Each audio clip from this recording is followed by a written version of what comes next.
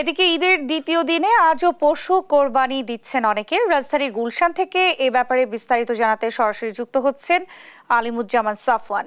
সাফওয়ান, আজ যেসব কোরবানি হচ্ছে এর বর্জ্য অপসারণ হবে কিভাবে, কিছু জানতে পেরেছেন কিনা জানাবেন।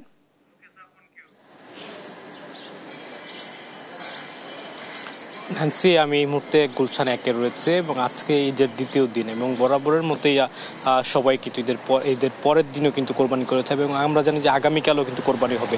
তো আপনি আসলে যে প্রশ্নটি করলেন যে আজকে কি পরিমাণ কোরবানি হচ্ছে এবং এই বর্জ্য কীভাবে অপসারণ করা হচ্ছে, তো রাজধানীতে ঘুরে গতকালকে ন্যায় খুব বেশি যে কোরবানি হচ্ছে আজকে তা নয়, তার চেয়ে কিছুটা কম হয়েছে। তো আমি এই মুহূর্তে যেখানে রয়েছি গুলশান এক এলাকায়, আমার পেছনে কিছুক্ষণ আগে দুটি গরু কোরবানি করা হয়েছে এবং আপনি বর্জ্যের অপসারণের কথা যেটি বললেন, তো আজকে যেটি দেখতে পাচ্ছি যে সিটি কর্পোরেশন কিন্তু নির্ধারিত তাদের যে স্টেশনগুলো রয়েছে সেখানে কিন্তু বর্জ্য অপসারণ করছে এবং এখানে ব্যক্তিগতভাবে বিভিন্ন সড়কের আশপাশে এবং গলিতে যারা কোরবানি করছেন বাসাবাড়ির নিচে, তারা কিন্তু ব্যক্তিগতভাবেই কোরবানির যে বর্জ্য সেগুলো কিন্তু অপসারণ করছেন এবং এখানে দেখতে পাচ্ছি যে তারা আসলে পানি দিয়ে তার যে ময়লাগুলো রয়েছে, রক্তগুলো রয়েছে, সেগুলো ড্রেনে ফেলে দিচ্ছেন এবং অন্যান্য যে ময়লাগুলো সেগুলো কিন্তু একটি স্থানে জড়ো করে সেগুলো আবার ভেতরে নিয়ে যাচ্ছে। তো অনেকটা বলা যাচ্ছে যে সিটি কর্পোরেশন ছাড়া ব্যক্তিগতভাবে অনেকেই যে কোরবানির যে বর্জ্য সেটি নিজেরাই কিন্তু অপসারণ করে ফেলছেন। তো ন্যান্সি, আমার কাছে গুলশান থেকে এই ছিল সর্বশেষ খবর।